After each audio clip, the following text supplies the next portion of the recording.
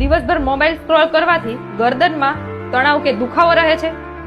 તો આ ટેકનેક હોઈ શકે છે.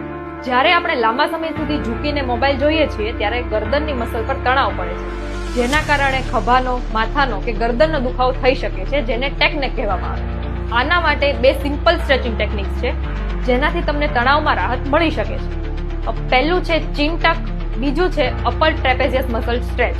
ચીન ટક એ એક સરળ પણ બહુ જ અસરકારક ટેકનિક છે જે તમારી ગરદનની પાછળ આવેલા મસલને એક્ટિવ કરે છે અને સરવાળે તમારા પોસ્ચરને સુધારે છે. અપર ટ્રેપેઝિયસ મસલ સ્ટ્રેચ એ ટ્રેપેઝિયસ મસલ પર કામ કરે છે, જે તમારા ખભા અને ગળાની વચ્ચે આવેલું એક મસલ છે. જ્યારે લાંબા સમય સુધી આપણે ઝૂકીને કોઈ પણ વર્ક કરીએ છીએ ત્યારે આ મસલ ટાઈટ થઈ જાય છે, એટલે સ્ટ્રેચ કરવાથી મસલ રિલીઝ થાય છે. સાથે જ મોબાઈલ હંમેશા 1.5 ફૂટ દૂર રાખીને જોવો જોઈએ અને દરેક 30 મિનિટે એક નાનો બ્રેક લેવો જોઈએ.